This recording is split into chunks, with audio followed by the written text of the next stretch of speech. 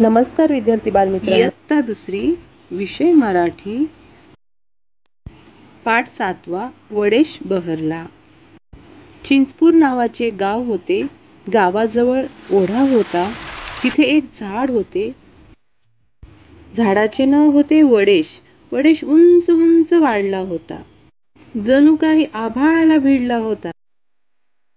आजूबाजूला खूप खूप पसरला होता.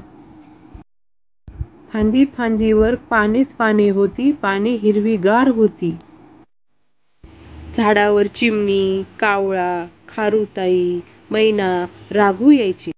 किलबिल करत बोलायचे. गोड गाणी गायचे. वडेशला पाखरांची भाषा समजायची. तो पानांची सळसळ करून बोलायचा आणि फडफड करून रागवायचा. पाखरांना पिल्ले होती. चिमणीचे पिल्लू होते चिनू. कावळिणीचे पिल्लू होते कानू. पोपटाचे पिल्लू होते पिनू. पिल्ले लपाछपी खेळत, पारंबी पकडून झोके घेत, खूप दंगा करत. दुपारी वडेशची झोप मोडायची. तो वैतागून जायचा. पिल्लांना रागवायचा. पिल्लांना सांगायचा, उडा उंच भूर भूर, जा खूप दूर दूर, करता खूप कट कट, निघा इथून झटपट. पिल्लांना वडेशचा राग यायचा. ती वडेशचे नाव आईबाबांना सांगायची. नेहमी नेहमी पिल्लांची बोलणी ऐकून पाखरांना वडेशचा राग आला.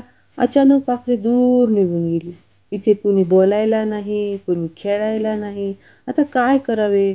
वडेशला एकटे एकटे वाटू लागले. हिवाळा संपला. ऊन तापू लागले. फांदीवर तांबूस कोवळे अंकुर दिसू लागले. ते हळूहळू मोठे झाले. मग पोपटी होत गेले. कोवळी पाने दिसू लागली. पाने हिरवीगार झाली. फांदी फांदीवर हिरवे हिरवे टिपके दिसू लागले. ते हळूहळू लालसर झाले. फळे लाल चुटूक झाली. आता जाता येता पाखरांना फळे दिसू लागली. ती शीळ घालून वडेशला हाका मारू लागली. वडेशला पाखरांची ओढ होतीच.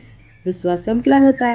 तो पाखरांना बोलावू लागला, या रे या, सारे या, चटकन या, पटकन या, लाल लाल फळे खाऊन जा. Thanks for watching this video.